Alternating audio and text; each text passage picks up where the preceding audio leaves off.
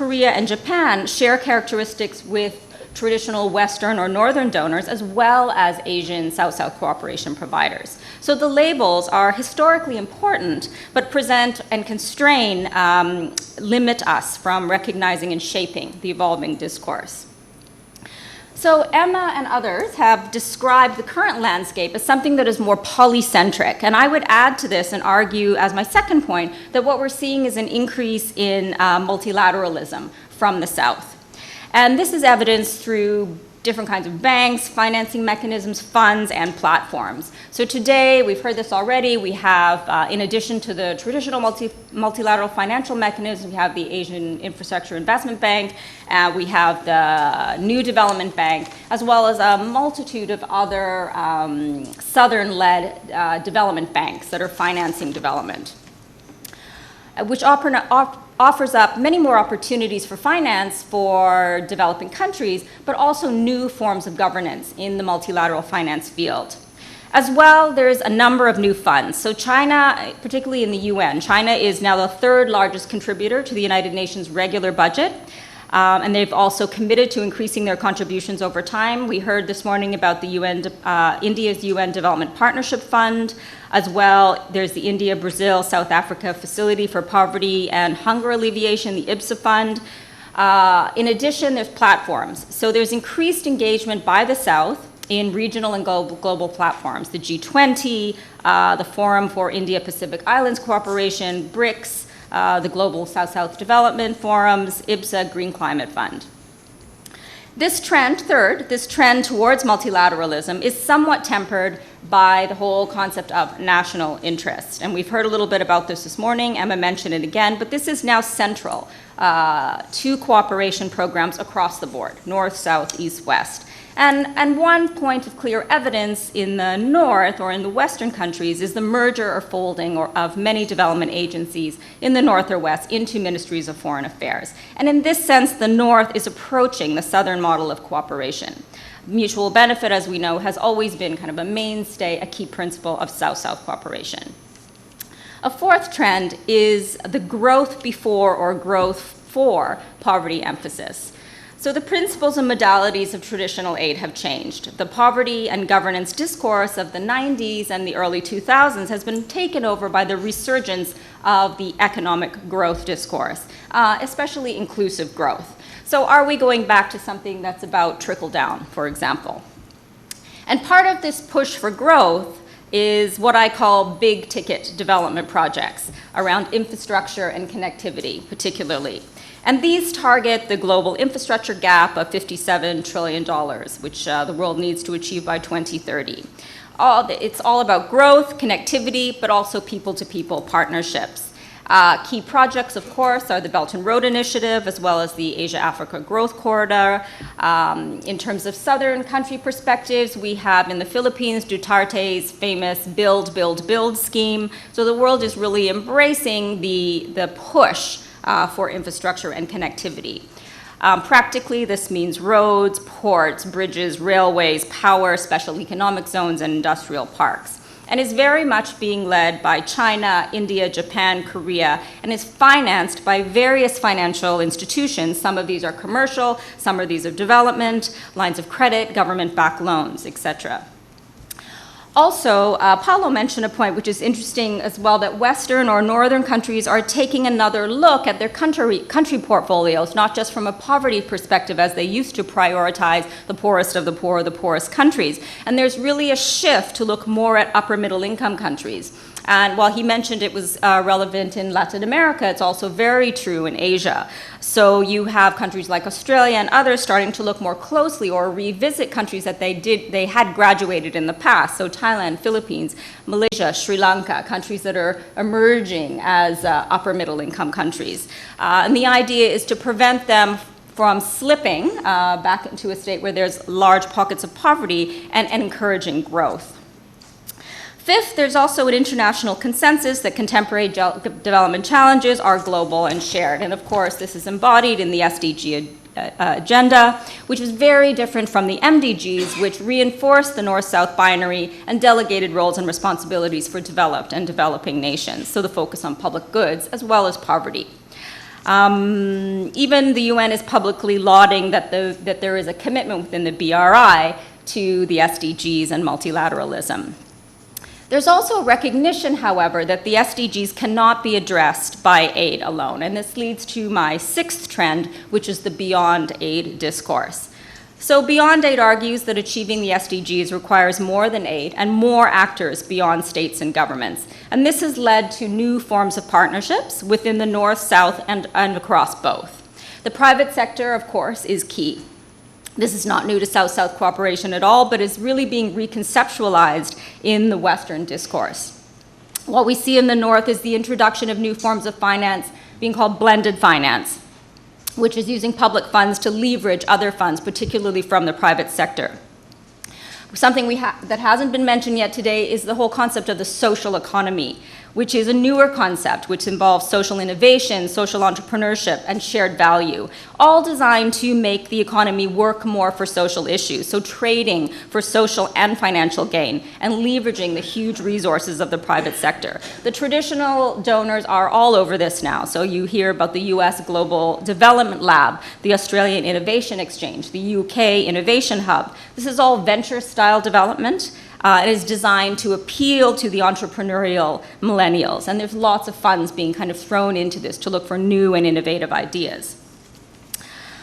Another newer partnership for South-South cooperation is the partnership with civil society. So for decades, NGOs have served as principal partners in implementing traditional development systems, but historically they have not had a significant presence in South-South cooperation.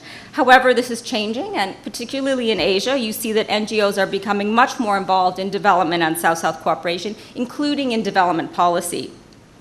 However, across Asia, there are differences. So Japan and Korea have long established partnerships with NGOs in development cooperation, and they have formal mechanisms for state-NGO dialogue and policy influence. India has a rich, active, and diverse NGO culture on domestic development policy and implementation. But Indian NGOs play a negligible role at the present in Indian South-South cooperation. And that's because of a very strict regulatory environment which does not allow Indian CSOs to use their income outside India. And also the Indian government has had a preference for state-led South-South cooperation. However, there are informal channels for influence over policy dialogue. And I think this atmosphere in India is going to change. China is a very different story. The Ministry of Commerce in China has incorporated CSOs into its overall policymaking process and emphasized coordination and supervision by NGOs at the local level in partner countries. And it's also launched some trial aid programs based on government CSO cooperation. China's also established a South-South Cooperation Development Fund, and NGOs will be one of the key partners in that fund. A third type of partnership, of course, is triangular partnerships, and we have heard a lot about those, and those are gaining momentums. MOUs are being signed across the board. China has MOUs probably with every country that you can possibly think of. India has partnerships as well. The latest one is with the UK-India Development Partnership. You're seeing some countries definitely use triangular partnerships to leverage the China in particular.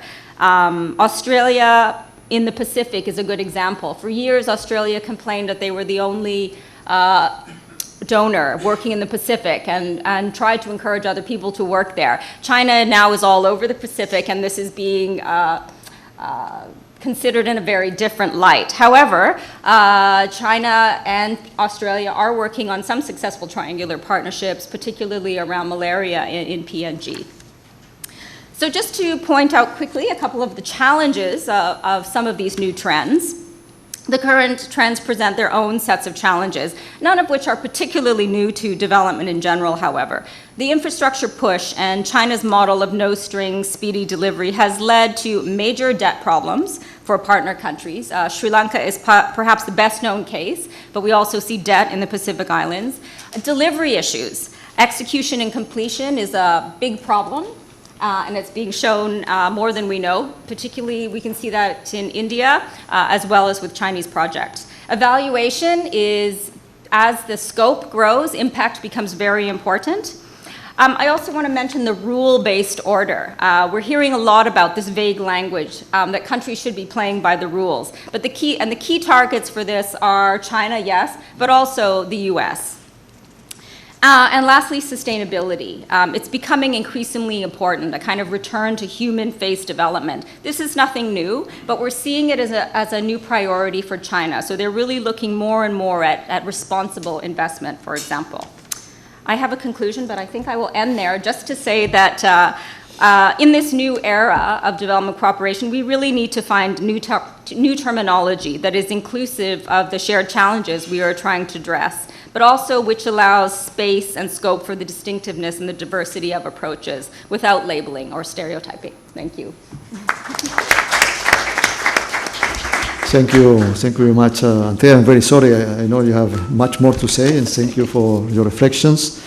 Although you said at the very beginning that you would present an Asian perspective, I think you have been able to present a South perspective because your presentation covered many issues. I would just like to highlight some of your comments. One is that the South is not uniform, but solidarity is there in order to allow for South-South cooperation, which is based on principles of equality and mutual benefit. I think that's a very important concept.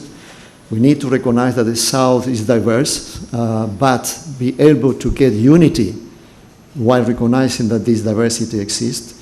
You have mentioned a number of institutional changes, including new funding, which is available, changes in perspective. And you also mentioned, I think this is very important to highlight, that the SDGs cannot be addressed just on the basis of aid.